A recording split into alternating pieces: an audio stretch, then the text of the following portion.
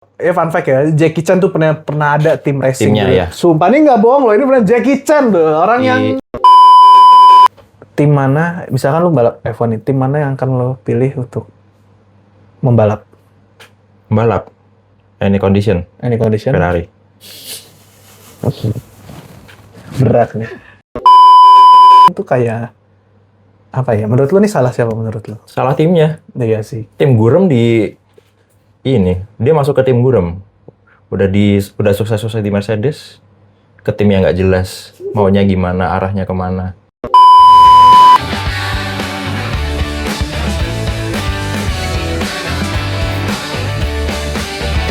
Halo para penonton Motor Family, sudah menjadi gimana kabarnya? Sebelum nonton saja paling utama jangan lupa bahagia. Di sebelah kanan saya sudah ada, ini jujur deh saya cerita dikit ya.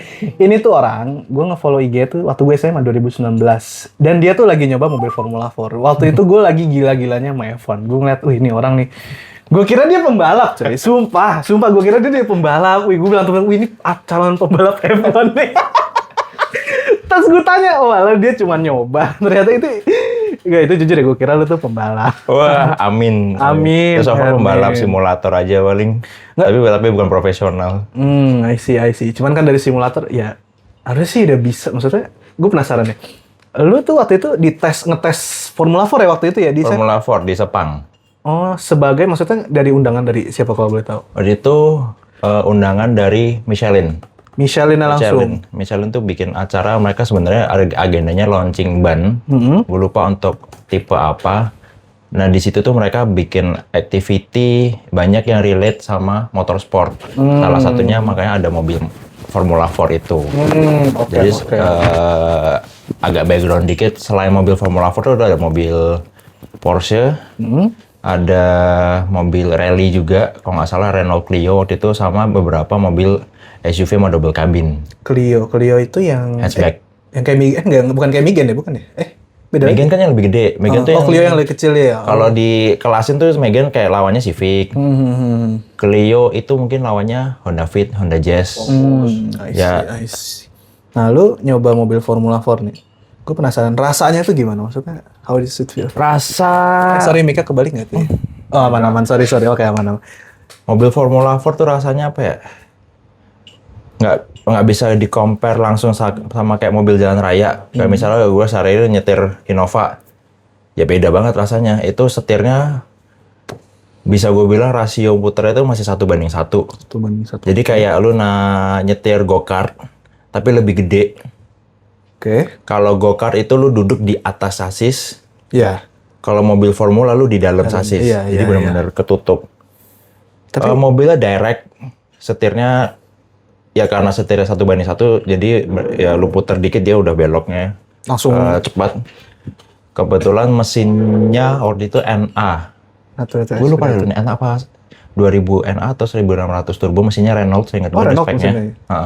Formula 4 emang ada Renault. Tapi mesinnya linear, tapi pas baru start karena dia masih pakai kopling manual, jalan pelan tuh dia kayak mau stall, kayak mau stall gitu ya rasanya. Dia emang harus digas banyak atau keluar dari pit.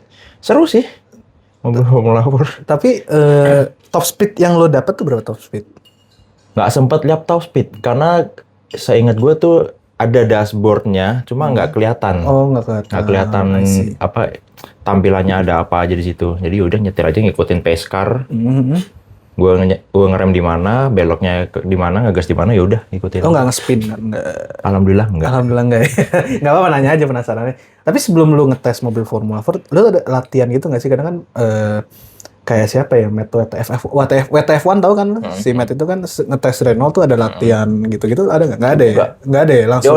Di tempatnya langsung, di area acaranya waktu itu. Oh, nggak ada. Nggak ada ya? Ada. Oh, I see. Berarti lo langsung ini ya, maksudnya langsung ke mobil Formula 4-nya. Oke, jadi ini yang saya kira pembalap ternyata hanya ngetes mobil Formula 4. Cuma wartawan yang diajak seneng-seneng nyobain mobil F4. Ada fotonya di IG kan? Ada kan?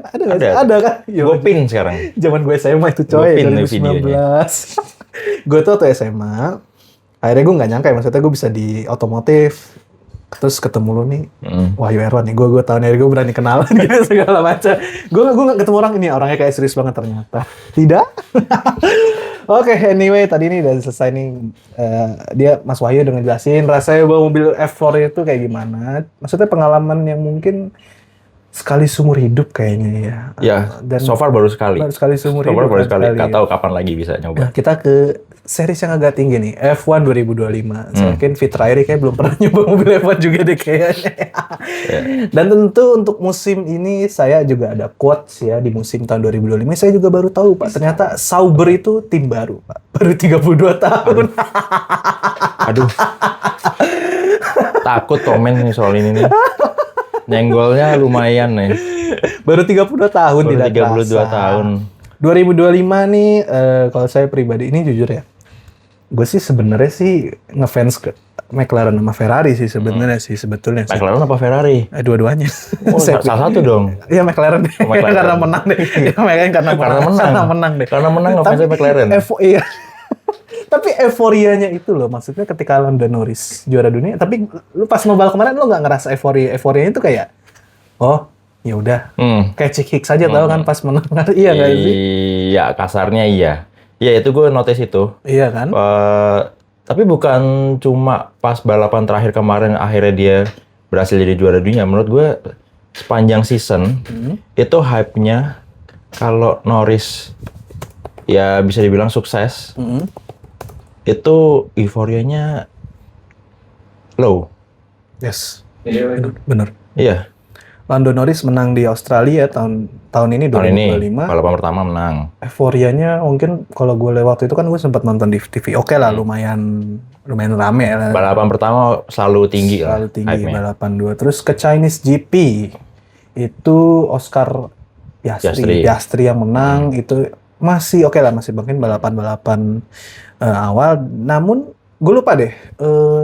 Norris itu kan sempat absen beberapa kali kemenangan. Iya kan, maksudnya lumayan lama kan. Nah di situ gue ngelihat wah angin nih lebih condongnya ke Piastri nih. Angin lebih condongnya ke Piastri. Kelihatannya lebih konsisten. Iya kelihatannya lebih konsisten. Nah menurut lu gimana tuh dengan maksudnya apa ya? Norris kan ada kayak underperform di sebelum dia bisa comeback, itu menurut lu gimana tanggapan? Mungkin Norris di separuh pertama season belum ketemu ritmenya yang terbaik. Jadi dia belum bisa sekonsisten Piastri, sementara si Piastri mungkin di atas kertas dibanding Norris agak lebih bagus skill sama maturity-nya. Jadi nggak heran kalau dia di first half season bisa lebih tinggi poinnya daripada Norris. Ini sebenarnya gue nggak terlalu perhatiin gimana Norris sepanjang season, tapi beberapa orang observasi, salah satunya ada fansnya Lando Norris juga, dia bilang Norris ini udah belajar dari kesalahan-kesalahan dia sebelumnya. Dari yang season lalu dia banyak, orang bilang sekarang ngebotol. Iya, Terutama kalau dia dapat pole, nggak bisa pertahanin di turn 1. Itu belakangan masuk ke tengah musim ke akhir tuh udah lebih bagus. Hampir nggak pernah make mistake ya. Ya. Karakter buildingnya juga karakternya udah kalau gue lihat ya karakternya udah kebentuk. Mungkin kalau menahan tekanan dari Piastri udah bisa, teman kalau di Verstappen kayaknya belum. Ya, itu special case kalau Verstappen. Ya. Oke, kita mundur back in 2021 Russian GP, pasti lo inget dong. Itu kan Norris yang seharusnya dia memenangkan balapan itu, berpeluang tapi menang. sebenarnya kalau dia masuk pit sih berpeluang bisa menang itu, cuman karena gue melihatnya pada saat itu mental dia belum kebentuk, kurang dewasa lah, kurang dewasa dalam making decision. Even komentatornya bilang Lando Norris tidak punya pengalaman dalam kondisi seperti ini, tapi Lewis Hamilton udah punya pengalaman seperti ini. Dan akhirnya kalau nggak salah tuh di turn berapa dia akhirnya melebar kan, udah melebar masuk ke pit tuh kena penalti kan gara-gara motong. Tapi akhirnya semua itu kan terbayarkan di tahun 2024 ya di Miami Grand Prix, dia kan akhirnya pecah telur tuh akhirnya tuh, pecah telur tuh. Gila, berarti Norris dari gue SMA, berarti dari 2019. Gila, tua banget gue ya. Dan sekarang sampai hari ini. Anda jangan bilang-bilang tua. Iya, maaf, sampurasun. Dan setelah saya pikir-pikir ya, Charles Leclerc dari Ferrari 2019, sampai hari ini tidak ada hasil yang memuaskan. Sampai saya dapat ijazah kuliah saya. Sorry. Itu kenyataan ya. Maksudnya, time itu waktu itu ternyata berjalan cepet banget gitu loh. Oke, Sekarang tadi kita udah bahas Lando Norris. Nah, Oscar Piastri nih gimana waktu itu kan perpindahannya dia ke McLaren tuh ada sedikit drama kan. Kalau itu kronologi itu gimana deh? Gue lupa ya kronologi itu waktu itu. Kronologi ini lumayan panjang, tapi berarti trigger pertamanya adalah Sebastian Vettel bikin Instagram. Oh iya, sekali bikin Instagram pensiun. Orang yang nggak mau expose dirinya, terutama keluarganya, tiba-tiba bikin Instagram. Out of nowhere ya. Ya, posting pertamanya ngumumin pensiun. Parah banget. Itu tuh jujur ya, gue ya maksudnya gue ngikutin Vettel dari gue kelas 2 ya, kelas 2 atau kelas 3 gitu. Maksudnya kayak anjir gue udah berapa 10 tahun lebih ngikutin kayak sedih gitu loh. Dan ditambah dia bikin IG yang langsung, maksudnya gini loh. Dia bikin IG tuh langsung ngumumin gue mau pensiun gini-gini segala macam kayak. Iya. Heartbreaking. Itu lebih plot twist dibanding waktu 2018 kalau nggak salah Kimi Raikkonen bikin Instagram. Oh iya. Siapa yang ngeduga Kimi Raikkonen bakal bikin Instagram? Orang yang sedingin itu, sediam itu. Tapi ternyata isinya lumayan apa ya? Ya cukup bapak-bapak pada umumnya lah. Sama keluarga. Iya, sementara Vettel yang emang orangnya lebih easy going. Iya. Oke lah. Dia bikin Instagram, tapi ternyata postingan pertamanya malah ngumumin dia pensiun. Iya. Vettel pensiun, berarti otomatis kursi kosong di Aston Martin waktu itu langsung diambil sama Alonso. Alpine kosong. Si Alpine-nya pede nih, oh kita naikin aja Piastri, bikin announcement. Tapi enggak kok. Piastrinya malah ini ya, counter kan? Iya, di Twitter ya.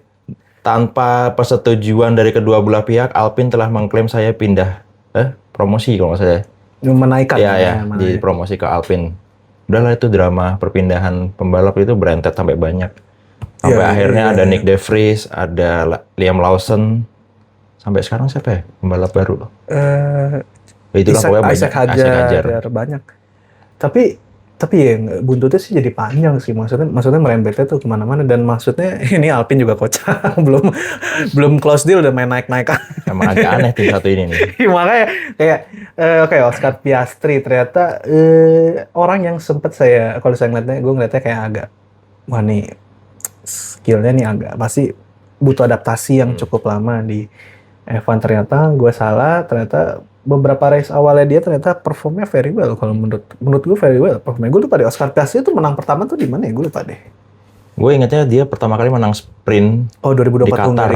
Hungaria 2024. Itu kalau Grand Prix. Grand Prix sprint di Qatar. Qatar kalau nggak salah 2023. Tapi ini maksudnya ini bebas berekspresi ya kita ya. Gini.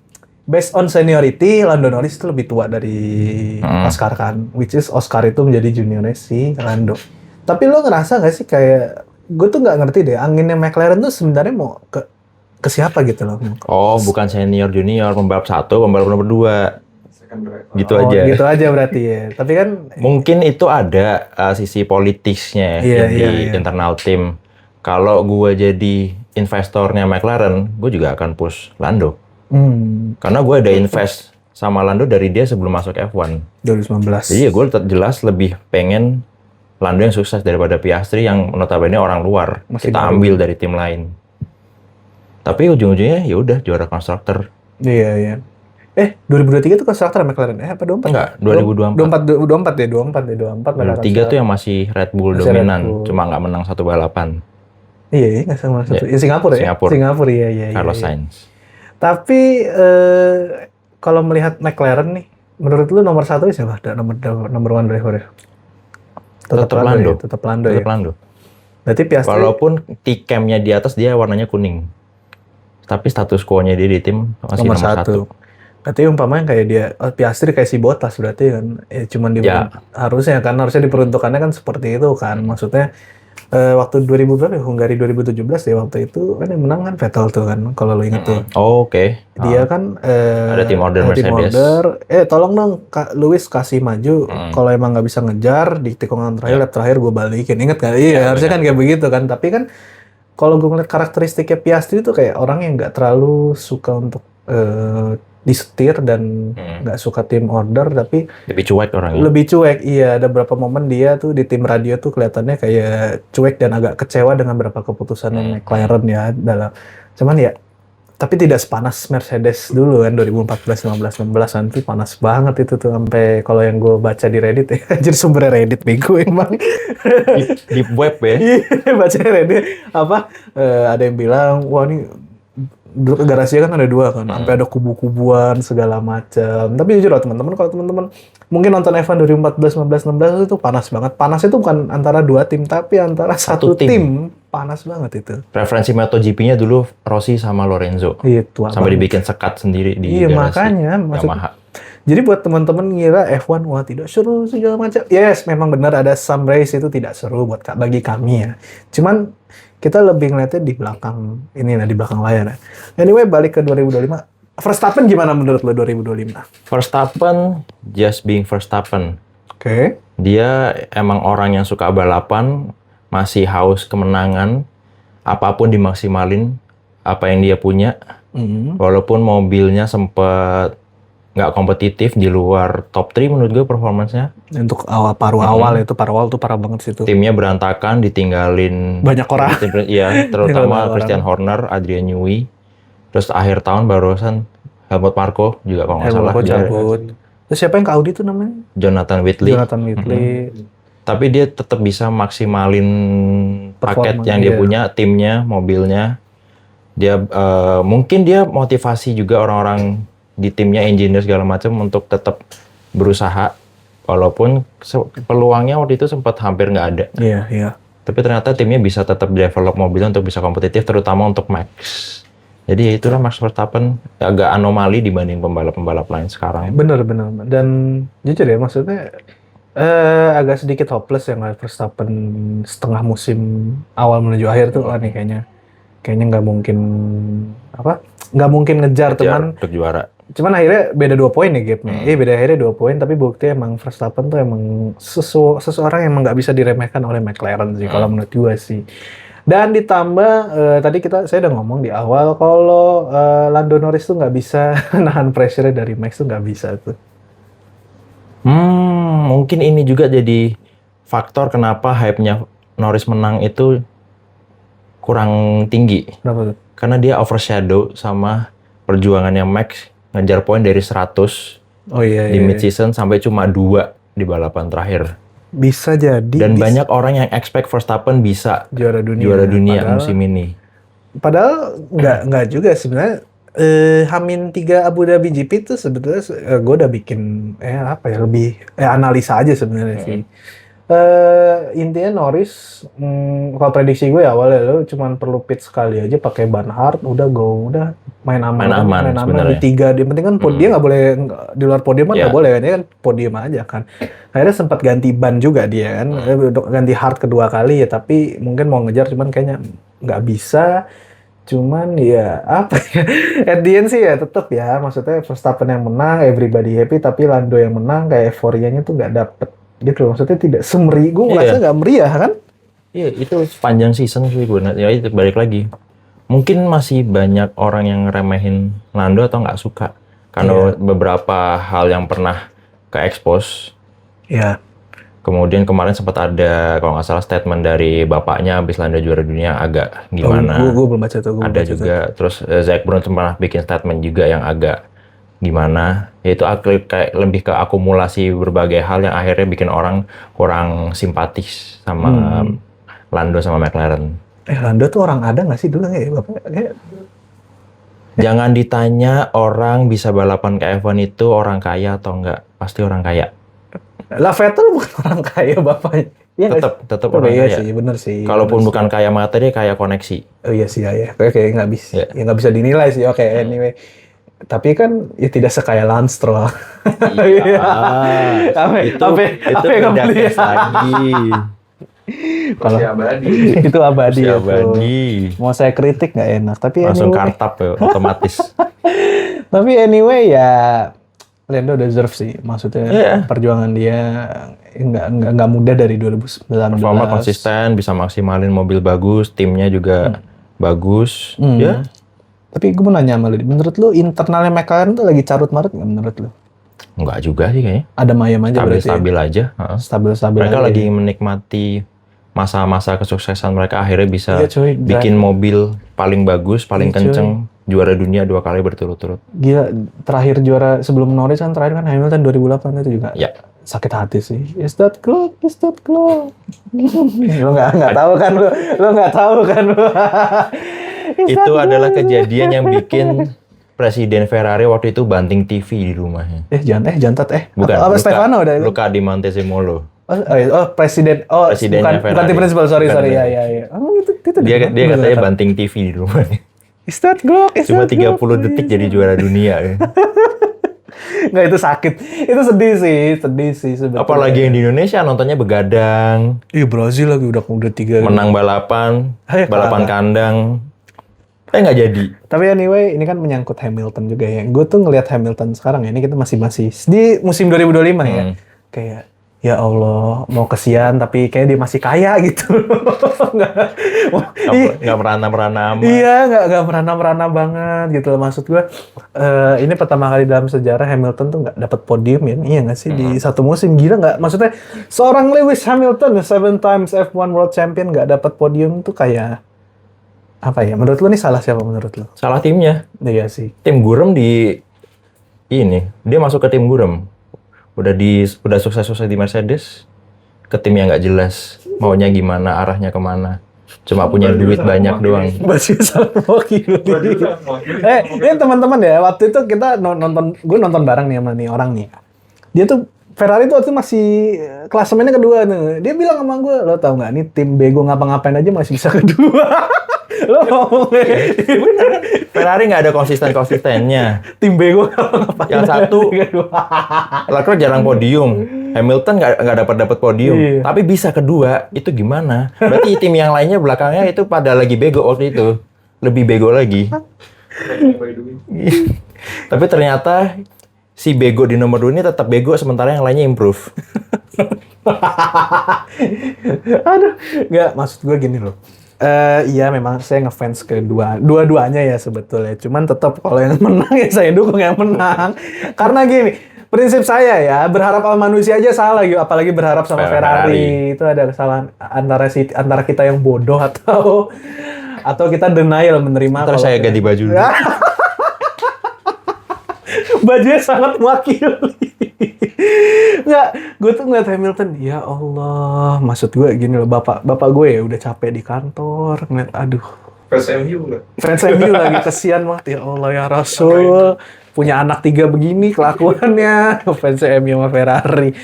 Tapi 2026 menurut lu apakah akan ada perubahan regulasi yang cukup besar tuh pada mesin juga ya? Mesin ya ada perubahan.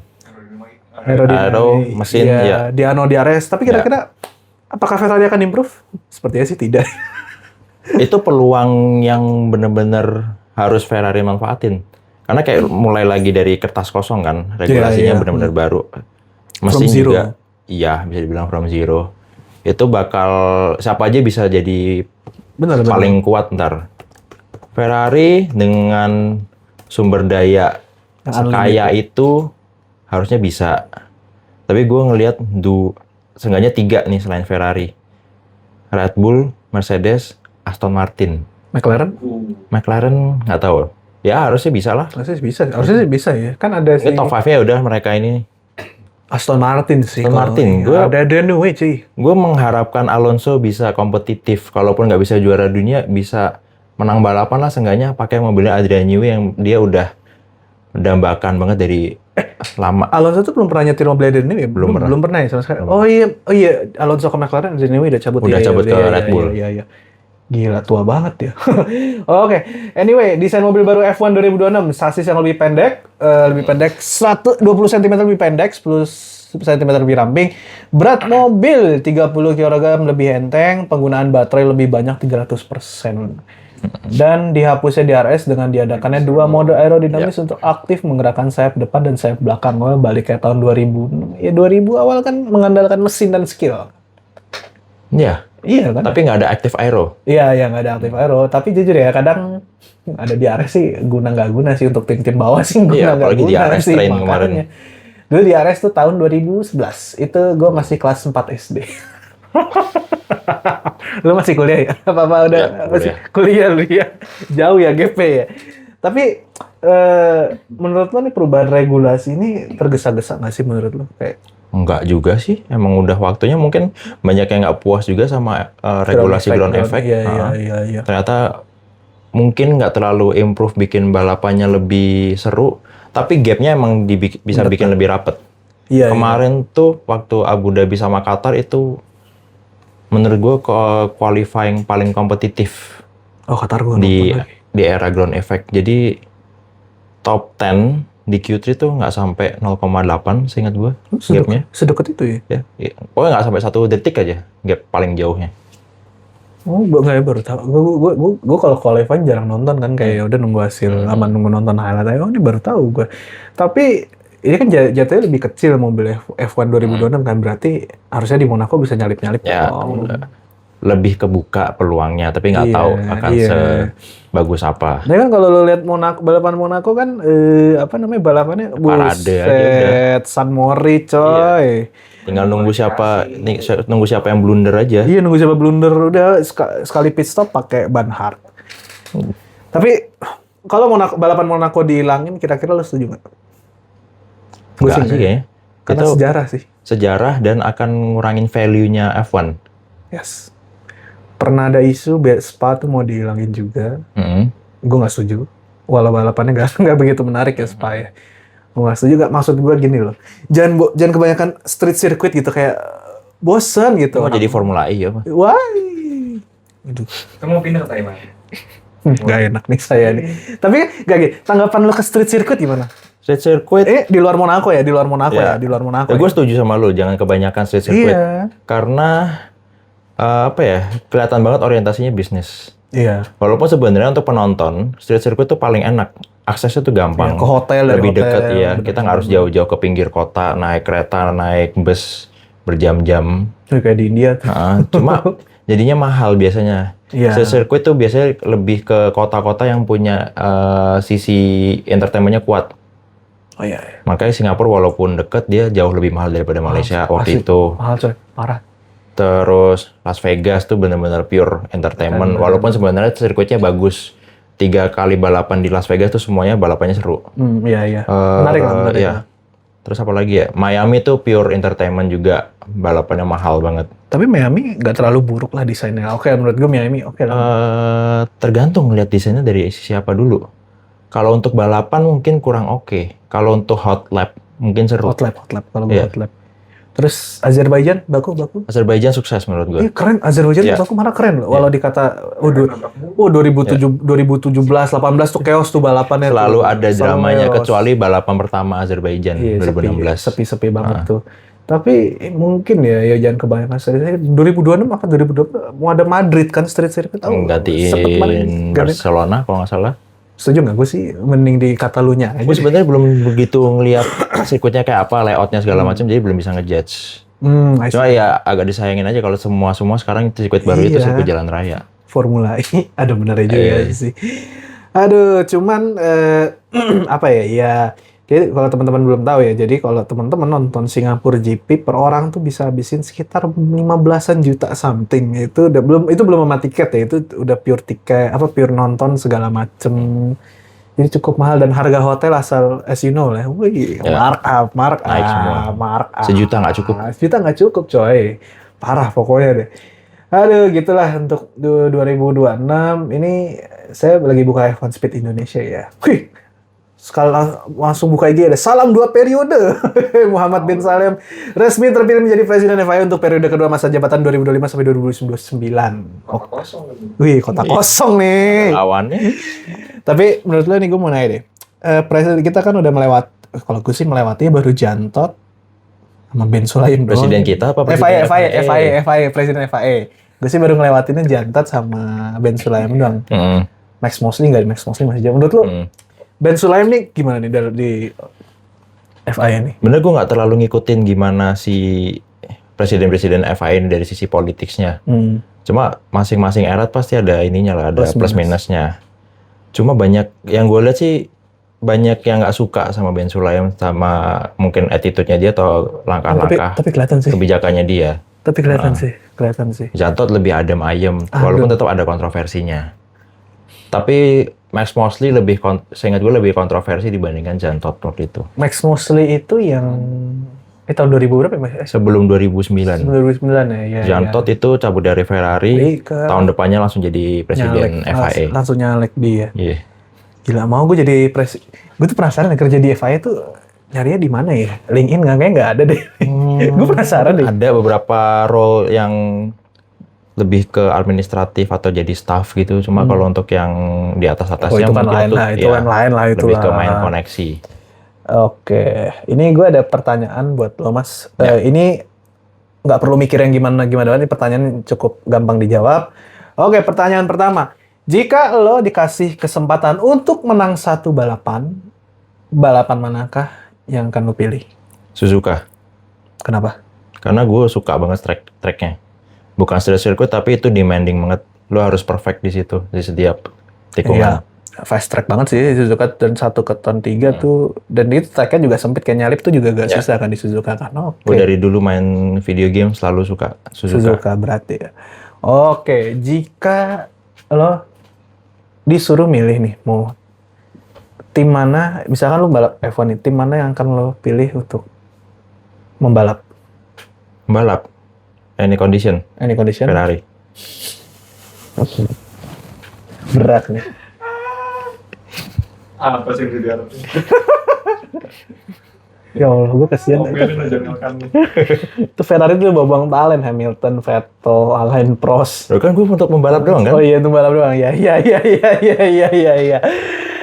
Mobil F1 yang ini misalkan lu nih, kaya raya nih, duit lu 999 kayak di GTA tuh. Jika lu Soyam.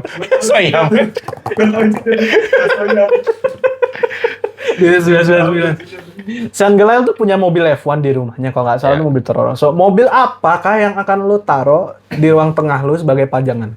Pajangan ya? Ini pajangan, bukan mobil yang kayak gini ya, literally mobil F1 lu taruh pajangan di ruang tengah. Ferrari F2007 nomor 6. Felipe Massa, Kimi Raikkonen. Kimi ya? Kenapa itu? Karena itu terakhir kali Ferrari double world champion. Sedih ya. Tahun berapa itu? 2007. F2007. Iya, F2007 ya. Berarti berapa tahun yang lalu ya? 14 tahun. 14 tahun. Lebih. Udah mau 20 tahun. 20 tahun. 18. Aduh. Oke. Masih SMA tuh gue. Anjir, gue masih TK itu coy. Gue belum ngerti F1 dulu. Aduh. Oke. Pertanyaan berikutnya. Cuma gue agak bingung antara F2007 atau F2008. Cuma F2008 tuh cantik banget mobilnya. Ada shark fin-nya gitu dia. Iya. Warnanya juga lebih bagus. Iya. Oke. Jika lo bisa memilih teammate lo, siapakah yang lo akan pilih? Please pilih gue dong. Biar lo nggak susah sendiri itu di sana gitu loh. Teammate. Enggak, ini dari mana dulu? Seralu. Andika Rama. Andika Rama siapa? Hah? Coba googling. Andika Rama Maulana. Familiar namanya. Andika Rama Maulana. Mahkamah Agung yang kedua. Hakim. Ini si IMB ini agak nih, Andika Rama Maulana. Ada nggak? Oh ini orangnya. Yang mana nih? Bukan. Nah ini referensinya. Oke, Andika Rama Maulana. Ramstick. @Ramstick coba di search deh di Instagram. Andika Rama Maulana. Salah. Kenapa pilih Andika Rama Maulana? Karena itu orang yang gue kenal dari pertama kali gue mulai ikut lomba-lomba game balap. Dan gue kenal dia di situ pertama kali menang waktu lomba sama gue. Dan sekarang dia udah jadi salah satu top simulator racer paling oke di Indonesia. I see. Oke. Jika lo punya kesempatan buat milih tim prinsipal lo, siapa yang lo pilih? Lo pilih Om Agung lo. Tim prinsipal? Iya, siapa yang akan lo pilih? Kalau lo punya kesempatan untuk memilih itu ya. Siapapun. Jangan bilang Om Kolil. Susah nih tim prinsipal siapapun. Harus ngerti balap soalnya. Ngerti balap. Nggak tahu. Berat sih pertanyaannya sih. Milih bos itu nggak gampang. Iya. milih Om Agung. Kenapa gak Om Agung kan, timnya Tevi Trairi dulu kan di HBC. Gue liat foto-fotonya dia gile. Fotonya sama Ron Dennis. Gue foto sama orang kelurahan doang foto gue. Ketimpangan sosialnya itu ketara. Oke, mungkin kapan-kapan bisa coba ya Om Agung ya. Lu bikin tim balap e-sport atau apa, gue ntar di situ. Bisa work nggak? Gila. Tapi anaknya gokil loh. Ya, Razan oke. Gokil Kompetitif. Apa maksudnya? Bakat alami gitu. Bakat alami, bapaknya gitu kan. Pasti kan apa ya, like father like son sih maksudnya. Dia tuh kadang cerita sama gue, wah gini segala macam. Om mau lagi nge-push nih anak om gini, wah gitu keren sih. Siapa nama timnya Tania Motorsport ya timnya. Timnya dia. Timnya itu punya dia. Bukan. Oh bukan ya? Ada ownernya. Oh ada ownernya, nggak gue liat di ini di Game. Wih, tim manajer. gue kira tuh Tania Motorsport punya dia. Oh, I see. Bukan, ternyata gue juga pernah nanya soal itu. Oh pernah nanya. Oh nih si Andika Ramaputra nih yang apa pernah. Oh dia pernah ikut GT Academy. GT Academy. Oh oke. Tahun pertama. Nih gue ngomongin GT Academy juga nih sama lo. Menurut lo film Gran Turismo nih kebanyakan bumbunya nggak menurut lo? Iya, harus diakuin. Karena emang dia salah satu tujuannya buat entertainment. Jual cerita. Iya sih. Maksudnya, gue mau nanya deh, itu mobil Nissan yang dipakai di Le Mans itu bukan itu kan mobilnya? Iya nggak sih? Bukan deh. LMP itu iya. Iya, yang LMP itu. Sama persis yang di film ya? Iya. Oh itu mobilnya. Gue maksudnya kalau ngomongnya LMP1 emang beda. Karena ceritanya di film itu nggak sampai LMP1. Iya. Oh, jadi dia benar finish di Le Mans tapi LMP2. Bukan LMP1, bukan paling tertinggi kan. Jadi tapi coba koreksi kalau salah ya. Kalau gue di tahun segitu belum ngikutin endurance. Oh, jadi nih teman-teman ya, WSC ini ada banyak nih kategorinya nih. Gue aja nonton balapannya bingung nih. Gue sampai hari ini nggak ngerti loh how tuh ngejelasin WSC ke teman gue. Paling tinggi itu hypercar kan? Hypercar sekarang, LMP2 masih ada nggak sih? Apa udah kan? Kalau Le Mans doang kan? Le Mans doang, LMP2 bawahnya lagi tuh. LMP3 itu masih ada nggak ya? Kayaknya nggak deh. Dia udah nggak ada deh. Langsung GT soalnya. Langsung GT sekarang. Nah dulu tuh ada kelas-kelasnya lagi, ada yang kelas amatiran, ada yang gini-gini. AM Pro. Fun fact ya, Jackie Chan tuh pernah ada tim racing. Timnya dulu. ya. Sumpah ini nggak bohong loh, ini beneran Jackie Chan tuh, orang di yang LMP2. LMP2 ya dulu ya, itu beneran loh ini. Udah kapan itu Jackie Chan race? Kalau dia sponsornya Mitsubishi. Ada lagi balapan endurance Jackie Chan tuh mobil prototype. Ini beneran loh, gue nggak bohong loh. Gue kan nonton Le Mans 2008 kan anjing. Ini beneran Jackie Chan. Gue kira bukan dia. Dia kan? Punya tim dia. Ini nggak bercanda ya. Ini memang kita kadang begajulan. Tapi ini beneran. Tapi lu ngikutin WSC nggak sih? Berapa tahun terakhir ya, gue mulai tertarik WSC. Nah ini kan Porsche baru cabut nih kan belakangan ini kan. Menurut lu? Kalau yang gue lihat ya, sepenglihatan gue, somehow Ferrari lebih diuntungkan nggak sih di WSC? Tahun ini kebetulan iya, kayaknya regulasinya lebih nguntungin Ferrari, lebih kan? OP. Makanya dia di beberapa balapan, kalau nggak salah 4 balapan berturut-turut dia menang. Iya. Sampai akhirnya setelah Le Mans kena BOP yang lumayan parah, lumayan berat, banyak. Akhirnya nggak bisa ke podium kan, lumayan susah. Akhirnya dapatlah kesempatan Alpine, Porsche, Toyota menang balapan. Tapi karena poinnya Ferrari di awal udah banyak, unggul lumayan jauh karena menang mulu, ya udah akhirnya Ferrari tetap bisa juara. WSC itu kalendernya nggak sebanyak, emang dia cuma 8 ya? 8 ya satu musim, jadi nggak. Cuman gapnya tuh agak jauh-jauhan kan gapnya, karena ada banyak sebulan, sebulan lebih. Tapi menurut lu Porsche ini cabut karena apa menurut lu? Mungkin karena mereka nggak serk sama perkembangan regulasinya. Mereka merasa di hypercar, sebenarnya basis mobilnya mereka tuh kan LMDH untuk lebih ke IMSA. Sementara terus diimplement ke WSC, ternyata ada beberapa hal yang bikin mereka nggak serak. Akhirnya nggak bisa benar-benar kompetitif untuk konsisten menang. Ya mungkin dari situ mereka akhirnya ya udahlah, dirugikan, ya udah cabut aja. Tapi tetap ikut di IMSA. Iya. Oh iya, kabarnya Formula E itu Porsche cuma ada 2 mobil. 2 tim. 2 tim ya? Sorry, 2 tim. 2 tim, bukan 2 mobil. 1 tim 2 mobil. Maaf. Ampurasun. Lupa. Jadi investasinya dialihin ke situ. Iya. Kan penjualan lagi turun. Aduh. Mobil listrik sih. Iya, mobil listrik sih. Cuau. Nah, ini kita bahas Formula E ya. Formula E dikit ya. Formula E, Porsche sepertinya sih akan ada 2 tim ya. Cuman saya belum baca-baca lagi detailnya. Dan Citroen masuk balapan kemarin, debutnya tuh langsung podium sih. Nikah sedih apa? Nikah sedih apa JV kan? Nikah sedih debut. Sejujurnya gue nggak nonton, Nggak nonton ya? Nggak ngikutin ya? Karena jadwalnya tuh bentrok banget sama F1. Oh iya. Tapi intinya kemarin Citroen tuh maksudnya salah satu yang gue nggak duga bakal naik ke podium untuk debut. Karena jujur ya kalau kita ngeliat Formula E itu balapannya tuh sangat unexpected lah. Yang pole siapa, yang menang siapa kan. Maksudnya setiap balapan tuh mepet kan. Nggak, maksudnya nggak, kalau F1 kan buset dah. Ini leadernya di sini, ngejarnya di kagak nyampe-nyampe. Leadernya di Jakarta, yang nomor 2 di Banten. Tapi lebih seru Formula E atau Formula menurut lo? Secara umum Formula E. Aksinya ya? Aksinya iya, karena mobilnya semua kan secara desain sama. Iya. Standarisasi. Fair jadinya. Tinggal mereka ngotak-atik powertrain sama settingan. Jadi mobilnya lebih bisa untuk nempel. Tapi ada masanya mereka malah susah buat nyalip-salipan. Karena mereka harus manage baterai. Energi, iya benar. Itu jadi bumerang juga buat Formula E menurut gue. Tapi in general lebih seru dibanding F1. Aksinya banyak banget. Aksinya banyak dalam jangka waktu nggak sampai 1 jam race-nya. 39 menit. Kalau dulu sebelum dilapin ya. Kalau waktu itu kan 39 menit. Plus 1 lap. Ya. Itu tahun 2018 sih waktu itu. Sudah Formula itu sudah walau suaranya kayak nyamuk ya. Tamiya ya. Tamiya digedein. Tapi Jakarta E-Prix 2025 nih. Wih. WRC ya kan. Lu ngeliat sendiri kan. Gua lagi jalan di pinggir trek. Itu kalau nggak salah hari free practice atau hari Jumat sore. Itu kan mulai free practice. Jadi kan safety car sama medical kan keluar tuh buat ngecek ini kan, ngecek kondisi trek kan.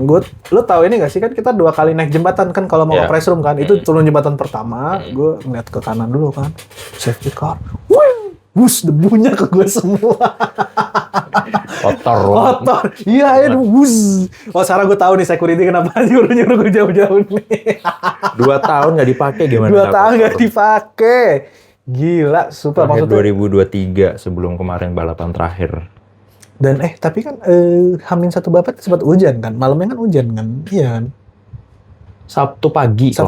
Sabtu pagi hujan. Misalnya basah tertrek, buset kotor banget. Makanya kan pas praktis terakhir sebelum qualifying mobil pada belepotan kan. Iya, maksudnya ada yang apa tuh, ada yang baret-baret gara-gara kena batu itu Pak.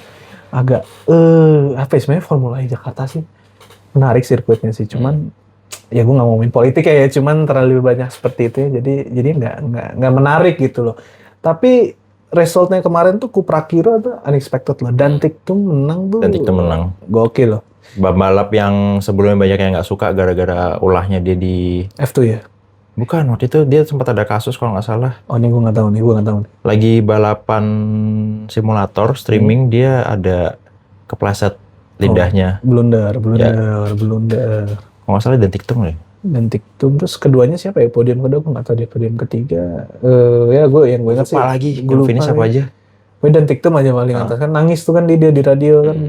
Tapi emang ya Jakarta E-Prix seru, cuman banyak yang harus dibenahi. Tapi sayangnya 2026 tidak masuk. Jakarta E-Prix tidak masuk. Ada lagi. Gue lupa mau bahas satu hal mana. Lu udah nonton F1 movie kan? Gimana menurut lu? Produksinya top. Iya, produksinya top. Kualitas Hollywood. Iyalah yang ngedirect kan. Yang ngedirect kan bener loh. Bener. Bener Crash Gate. Semua kejadian-kejadian di F1 yang asli tuh dimasukin ke situ. Bener sih. Banyak. Pinggir jurang banget sih, nggak enak. Tapi directnya kan, maksudnya yang ngedirect kan tuh orang yang ngegarap Top Gun tuh. Kelihatan banget. Tapi aduh sayang banget sih, setirnya tuh Formula 2 banget. Maksudnya bagi orang yang ngerti F1 nih, kesetir F1 nih nggak kayak begini loh. Setir F1 ini setir Formula 2 kelihatan banget kan. Dan apa ya, seru, cuman buat orang awam itu seru. Buat kita yang ngerti F1 banyak hal yang pengen dikoreksi. Iya, betul. Itu makanya gue waktu mau nonton film itu, gue udah belajar dari nonton film Gran Turismo, ya udah kosongin aja pikiran lu, jangan jadi yang paling tahu, nikmatin aja. Iya, benar. Karena pasti akan ada hal yang pengen lu koreksi kalau lu udah tahu banyak soal balapan. Sesuatu yang dibikin jadi film. Iya benar-benar. Tapi ya oke lah, aktornya sih Brad Pitt sih. Ada siapa tuh yang jadi tim prinsipal PSG itu Javier Bardem. Javier Bardem. Javier Bardem. Oke. Siapa lagi ya? Oke sih, maksudnya bukan aktor yang biasa aja, maksudnya top Hollywood. Coy, pernah si Javier pernah jadi villain James Bond, Brad Pitt pernah Brad Pitt. Lu masih mau mempertanyakan apa lagi Brad Pitt? Iya, tapi ya Cuma emang jadinya filmnya gayanya Amerika banget. setuju banget, setuju banget. Untuk seru-seruan doang, untuk menikmati film F1 buat menikmati hari weekend sih sebenarnya oke seru. Cuman untuk kalau Anda pecinta F1 garis keras, ini nggak kayak begini, ini harusnya kayak begini. Gatel, ya benar. Tapi gitulah Hollywood. Sekarang F1 tuh Liberty Media kan sekarang. Liberty Media Masih sejak Liberty 2018. Gue SMA kelas 2 tuh. Tua lah. Oke nih biar nggak kepanjangan. Terima kasih Mas Wahyu sudah mau memenuhi undangan Motoresto hari ini. Sama-sama Motoresto, terima kasih lo udah diajak. Dan merasa terhormat. Aduh, nanti mungkin kita akan ada podcast lagi. Mungkin ini kan karena bahas motorsport, mungkin kedepannya kita akan bahas mobil listrik yang kayak perlu surat ke bosnya deh kalau ini deh, gue kagak enak. Oke teman-teman, jangan lupa like, comment, subscribe. I'll see you when I see you. Keep respect and happy driving. Sampai ketemu di MS 2025. Thank you. 2026. 2026. Iya, 2026. Lupa. Flashback lupa.